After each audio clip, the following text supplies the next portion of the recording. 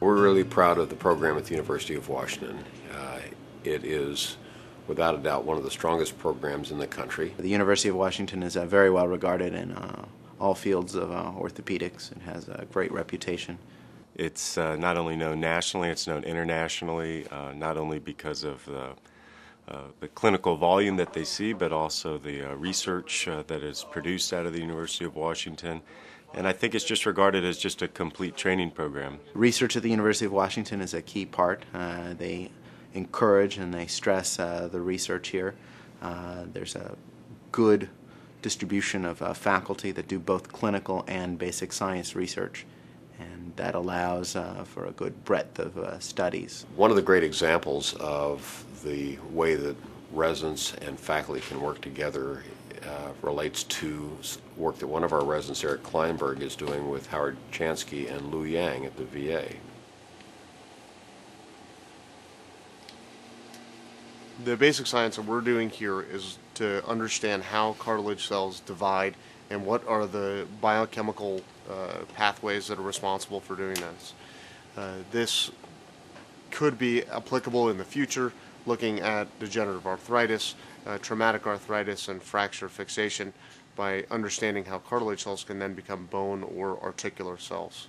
Research in an orthopedic program serves a number of purposes. The most immediate is it allows people to advance the knowledge of orthopedics, either at a clinical level or at a basic science level. The people that are going to do that and have the opportunity to do that are our residents. Research at a residency level is also very good for the faculty and for the community because it's a fresh set of eyes.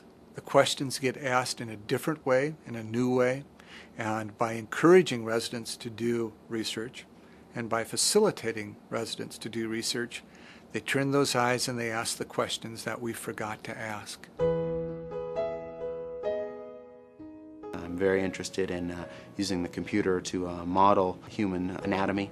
And so we've done studies looking at the motion of feet in normal people, looking specifically at dancers and why they get some of the conditions they do. Dancers are a remarkable group of people. They're able to do amazing things with their bodies, and they tend to get rather specific types of injuries. And part of the question is, why do they get that? And it might let us understand in other individuals in our normal population why they end up getting foot pains, arthritis, and things like that. We've also looked at the spine. As someone falls from a great height, it's very common that its spine bends forward. And as the spine bends forward, it causes the front part of the spine to actually explode, and it fractures into many pieces. The problem is that then does not allow you to be able to walk around or stand in any kind of functional way. And the treatment for that is to go and restore the height of the spine. Damage to the spinal cord can often be permanent, and it causes paralysis. And so a lot of work is also being done in regrowing the nerves, in decompressing the spine, allowing the people to get back to normal walking, hopefully getting people out of wheelchairs. The Fund for Resident Education and Research is actually a mainstay to this residency program. They provide major funding of books, of expenses related to research, and serve as a true backbone to the tools that our residents use in their own education and research.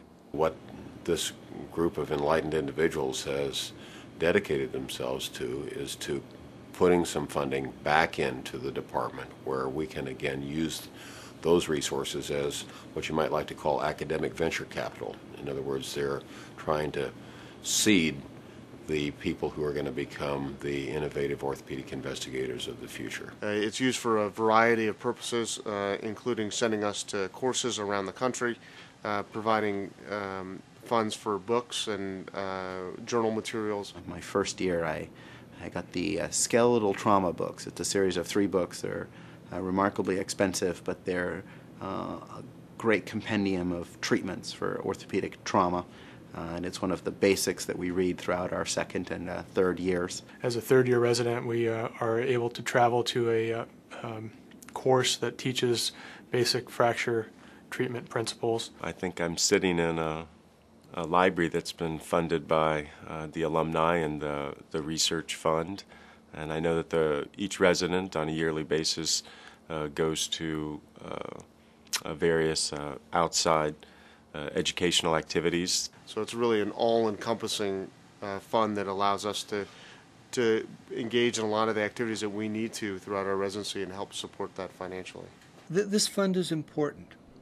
It allows our residents to pursue their research with enthusiasm.